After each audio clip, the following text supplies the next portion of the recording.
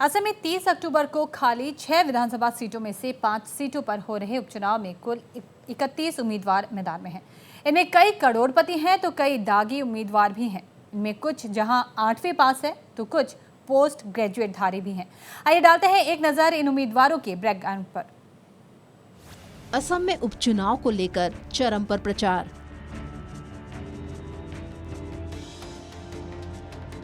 पांच सीटों पर 31 उम्मीदवार मैदान में, 9 उम्मीदवार करोड़पति, 5 दागी उम्मीदवार भी लड़ रहे हैं चुनाव। 31 में से केवल 4 उम्मीदवार पोस्ट ग्रेजुएट धारी। असम में विधानसभा उपचुनाव को लेकर प्रचार चरम पर है, यानी थावरा, भवानीपुर, तामुलपुर और गोसाईगांव सीट पर 30 अक्टूबर को वोट डाले जाएंगे। असम की खाली 6 विधानसभा सीटों में से 5 सीटों पर हो रहे उपचुनाव में कुल 31 उम्मीदवार मैदान में हैं। राज्य की मुख्य विपक्षी पार्टी कांग्रेस सभी 5 सीटों पर चुनाव लड़ रही है।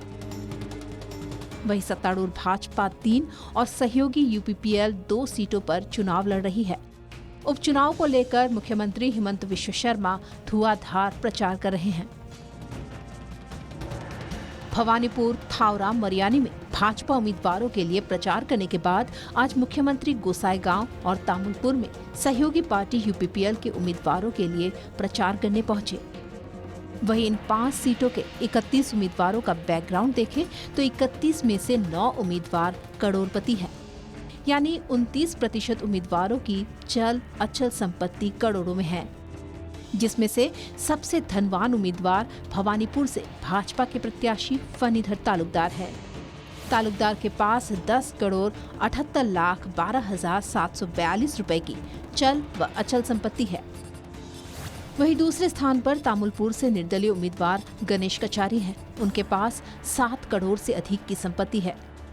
वहीं तीसरे स्थान पर गोसाईगांव से बीपीएफ के उम्मीदवार ध्रुव कुमार ब्रह्मनर्जरी हैं।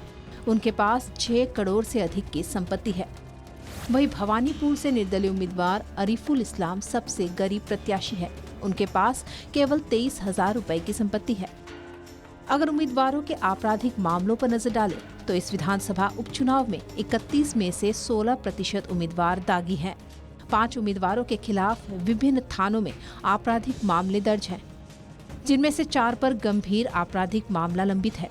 थावरा से राजद दल के उम्मीदवार धैर्य कुंवर पर आईपीसी की धारा 120B, 147, 353, 333, 338, 188, 142, 144, 145, 147, 149, 152, 427, 336, 353 के तहत विभिन्न थानों में मामला दर्ज है। इसके अलावा गोसाईगांव से निर्दलीय उम्मीदवार कमल रॉय के खिलाफ आईपीसी की धारा 406, 325, 379, 34 के तहत मामला दर्ज है। वहीं भवानीपुर से भाजपा उम्मीदवार फणीधर तालुकदार के खिलाफ विभिन्न थानों में आईपीसी की धारा 120B, 468, 406, 138 के तहत मामला दर्ज है। मरियानी से भाजपा उम्मीदवार रूपज्योति कुर्मी के खिलाफ भी आईपीसी की धारा 499, 500, 501, 154A के तहत मामला दर्ज है। इसके अलावा गोसाईगांव से एआईयूडीएफ के उम्मीदवार खैरुल अनाम खंडकर के खिलाफ आईपीसी की धारा 188 के तहत मामला दर्ज है। अगर शैक्षणिक योग्यता की बात करें तो 31 में से 4 उम्मीदवार पोस्ट ग्रेजुएट है, जबकि 9 उम्मीदवार ग्रेजुएट, 2 प्रोफेशनल ग्रेजुएट है, जबकि 1 उम्मीदवार 5वीं पास और 1 8वीं पास उम्मीदवार है। वहीं 5 उम्मीदवार 10वीं पास और 8 उम्मीदवार केवल 12वीं तक की पढ़ाई कर चुके हैं। इसके अलावा 5 सीटों पर चुनाव लड़ रहे 31 उम्मीदवारों में से एक भी महिला उम्मीदवार नहीं है। अब जनता किस योग्य व्यक्ति को अपना जनप्रतिनिधि चुनती है यह तो 2 नवंबर को चुनाव के नतीजों के बाद ही पता चलेगा।